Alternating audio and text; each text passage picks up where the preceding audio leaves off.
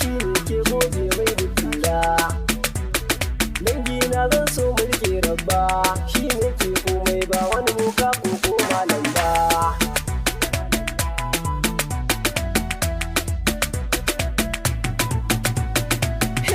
Sai mun rike manzo manzon tsira shi ne zaɓina.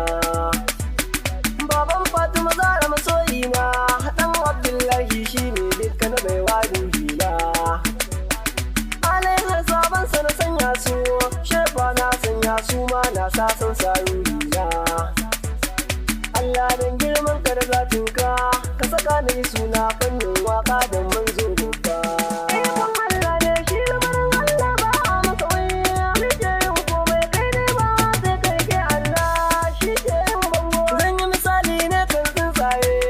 Allah kullum shi suka yi duba, za su yi neman yau su yi na gobe, ba sa sarewa domin yin haka na san sai rabba.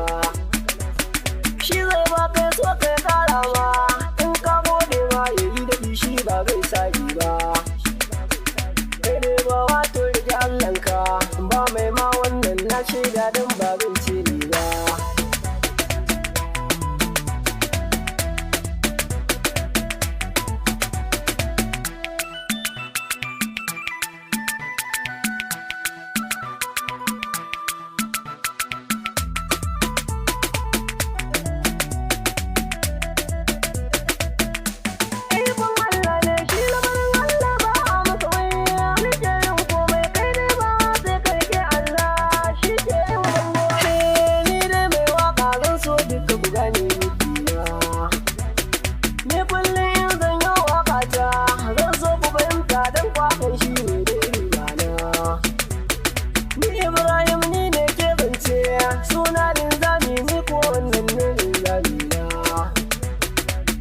Shi ya gani fagen wake, ba na in kari sannan ni ba na yin mai zamba.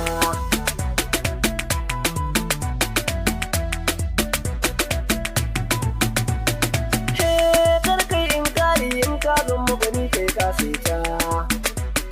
Dan daukaka Allah ke yin ta, yau in ya baka gobe wani ka hanya zai sinta. Kai ka yana abokan hutarka ko yarin tarka domin baya gare ka suka yi doka.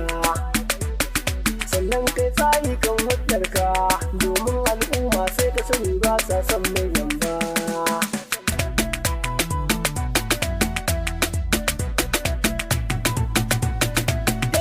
Nan ne zan huta kan waƙar da nake yi ba tsoro. Shi noma wannan sai mai gona, shi ko kiwo dai wannan ya zamto aikin ruwa. Shi hali ya zamto jari ne, zaki na shaida wannan shi ne ke koyar taruwa. Dan birni ne dai mai waka, na masoya ne wannan ni ba zan son wari ba.